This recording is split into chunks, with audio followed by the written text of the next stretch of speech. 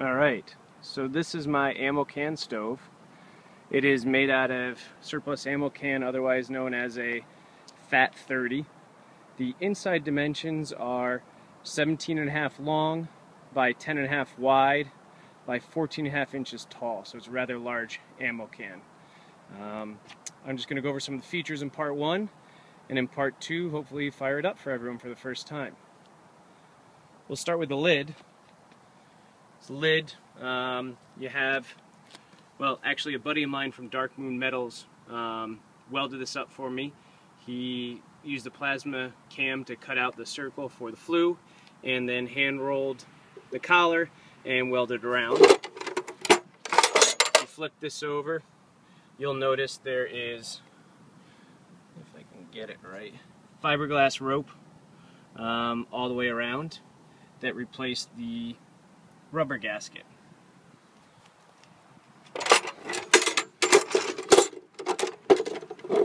You may also notice that this handle has been modified. The bottom down here has been shaved a bit, and the slats here cut out, and we'll get to that later. As for the stove, we'll start from the top down.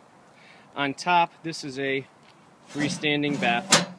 I think it's maybe 1 5/16 inches down. Whatever the area of this opening here from the top hood to the plate is equal to the 4-inch pipe I have there to not impede any flow. The idea with the baffle is to get secondary combustion to make the hot gases and smoke work a little harder to get around and then come to the back and come out the flue. This is removable. It is, let's see, it's removable, welded on tabs. Let's see, crappy light.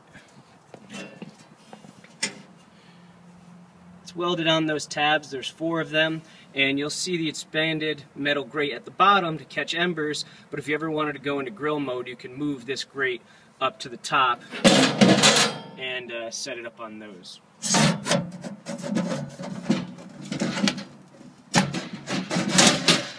Okay, so the baffle's back in. Moving on to the grate, again welded up on tabs, and pretty simple, just allows coals to get to the bottom. Fiberglass rope again to seal the door. This is the secondary air mounted on a spring, and to keep a tight seal.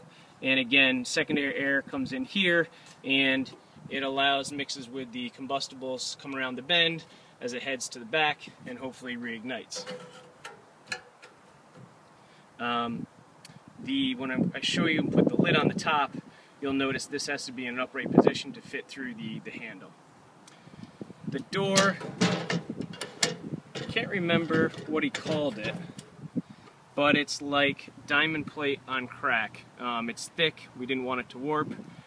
There are the hinges, and your traditional primary air comes in through there. I'm not sure how well you can see that. A little better here.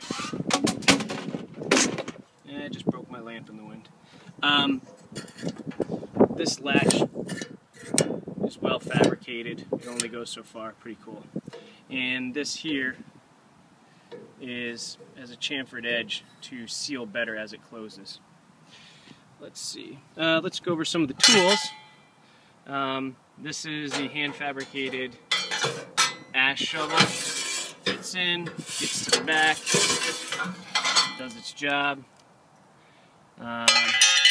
And this little tool here can be used to close and open latches and doors when things are too hot, perhaps, or a poker.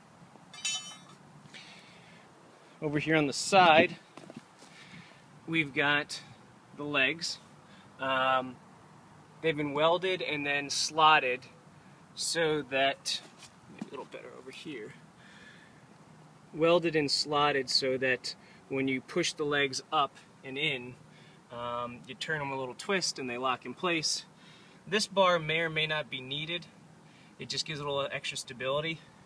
We wanted to make the stove so that I could sit in a chair and adjust it and not crank my back. Put this on. Try and do this one-handed.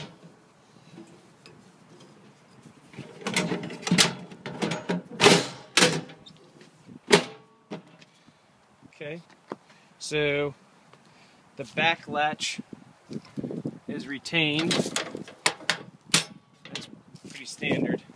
The front one, where some engineering happened, I guess. So that goes in flush, parallel to the handle, so it can close, and you can have a full adjustment.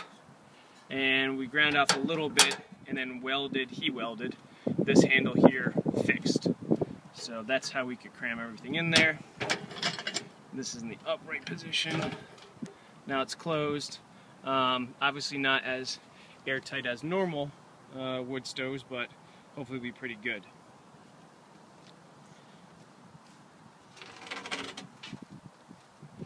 Now put the stovepipe on. Good 6+ feet. And obviously gotta work on securing that, and we'll see you in part 2.